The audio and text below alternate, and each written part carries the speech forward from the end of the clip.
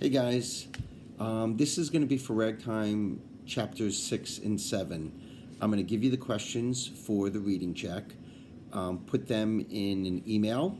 Today's Friday. You should send them to me by the end of today sometime.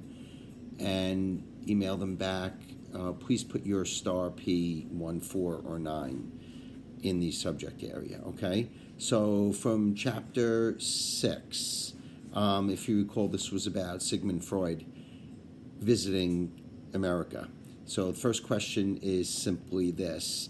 Name something, there were a few things mentioned. Name one thing Freud did not like about America.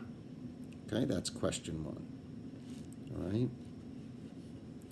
right. Another item that was mentioned, it's towards the end of that chapter, it said it seemed that there were certain quotas for.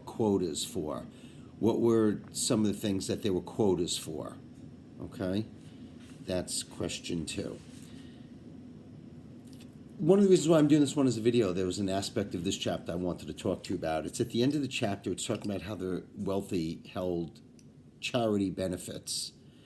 And this is going to be the third question, and then I'll explain, and it's going to kind of give you the answer. The question is, what is the irony about the charity balls? And if you look at, you want to look on page 34, 35 for that. These very wealthy people, they would have these themed parties. Guests came dressed in rags, ate from tin plates, drank from chipped mugs. Ballrooms were decorated to look like mines with beams, iron tracks, miners' lamps. Theatrical scenery firms were hired to make outdoor gardens look like dirt farms and dining rooms like cotton mills. So clearly what they're describing are these incredibly elaborate parties that the wealthy would host to raise money to give to charity.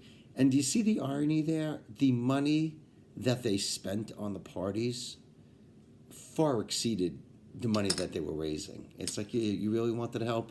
Probably if you would have just written a check for the amount that you spent on throwing the party, that would have been far more than the proceeds that were raised. So that's the irony of the charity balls that were thrown. I once had a student. I thought it was a great analogy. He's like, oh yeah, it's like sometimes you see the Roslyn bake sale. Somebody buys $5 cupcakes to sell for $1. It's like, yeah, that was kind of the irony of the charity events. Okay. On to chapter 7, some straightforward questions. Next one would be, why was the little girl tied to the old man? Why was the little girl tied to the old man? And that would be number 4, by the way. That one about the irony, by the way, that'll be 2 points. That's a little bit more of an explanation. Okay.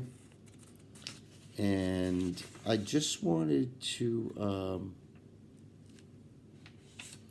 explain something. I think you realize that this old man and little girl you'd met earlier. That was the immigrant family. Okay. And we see what he does. He cuts paper silhouettes.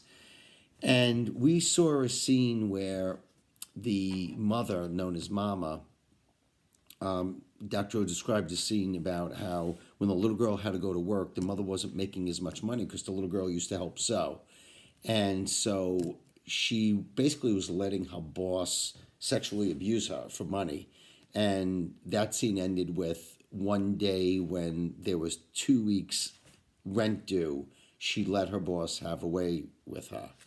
Well, on page 38, Tata is describing, evidently he found out about that. He must have told her. She must have had to explain how she got the money.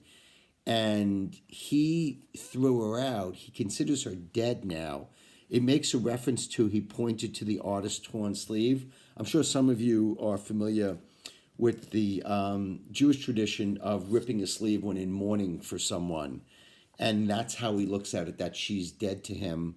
And that's why the little girl is out on the street with him, because he's got to try to work. And he's got the little girl, and he's worried about her being taken from him. By the way, if you also notice, it mentioned that when Evelyn Nesbit first saw them, and she noticed that he was an old man, and then here it mentions that he's 32 years old. the implication is that this hard street life of an immigrant has made him seem so much older. Okay. Next question, which is 5, is what crime did Evelyn Nesbith consider committing? A little bit later in that chapter, what crime did Evelyn Nesbith consider committing? And finally, you know what? That's actually 5. That'll be fine. I'll even give you an extra credit, all right? Yeah, the extra credit is this. I had it noted over here. And as I said, again, just put these in the email and send them. Sorry, I went back too far. The extra credit is, what was the George Washington? The fact that I asked it like that is a bit of a hint. What was the George Washington?